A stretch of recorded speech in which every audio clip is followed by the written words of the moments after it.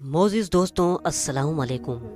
नाज़रीन गिरामी, आप सबको पता है कि इस दुनिया का आगाज़ हज़रत आदम अलैहिस्सलाम से हुआ। ये दुनिया कैसे वजूद में आई और आदम से पहले दुनिया में क्या था?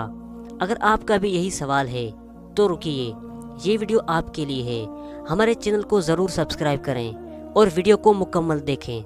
तो शुरू करते हैं आज की इस दिलचस्प वीडियो को।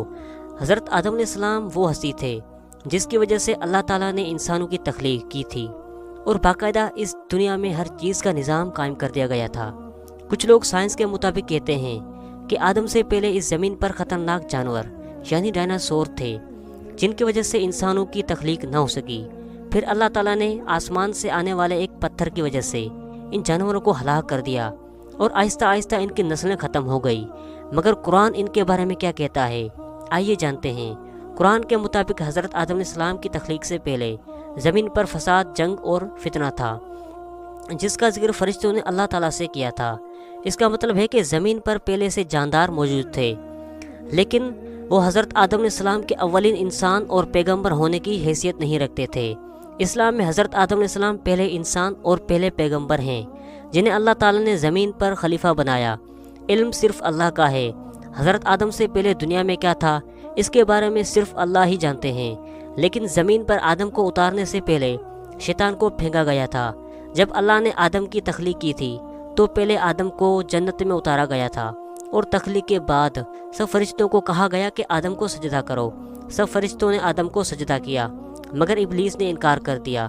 इसी वजह से अल्लाह ताला ने शैतान को जन्नत से निकाल कर इस ज़मीन पर फेंक दिया गया और हज़ारों साल इब्लीस इस ज़मीन पर रोता रहा।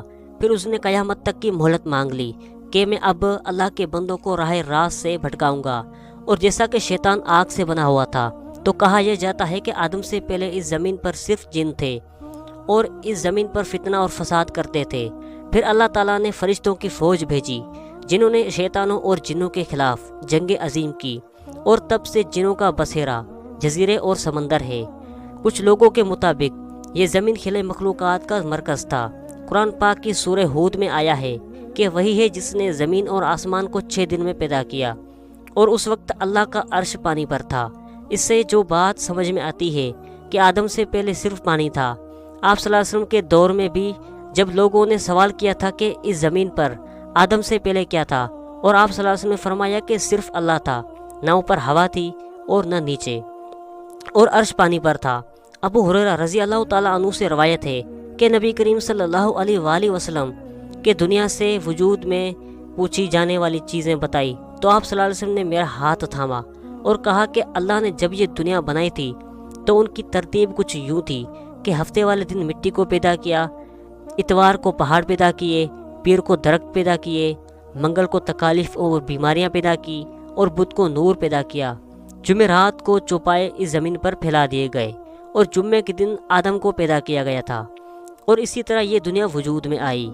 आदम ज़मीन पर आया, फिर इसी तरह इंसानों की नस्लें चली। फिर कुर्बे क़यामत जैसे ये दुनिया वजूद में आई, बिल्कुल ऐसे ही इस दुनिया को अल्लाह ताला ख़त्म कर देगा। अल्लाह से दुआ है कि अल्लाह ताला हर इंसान को नेकी का ज़रिया बनाए और ईमान पर ख़ात्मा करे, आमीन। तो ये थी हमारी आज की दिलचस्प वीडियो। मिलते हैं किसी नए टॉपिक पर। अपने प्यारों का और अपना ख्याल रखिए और हमें दीजिए इजाज़त। अल्लाह हाफिज़।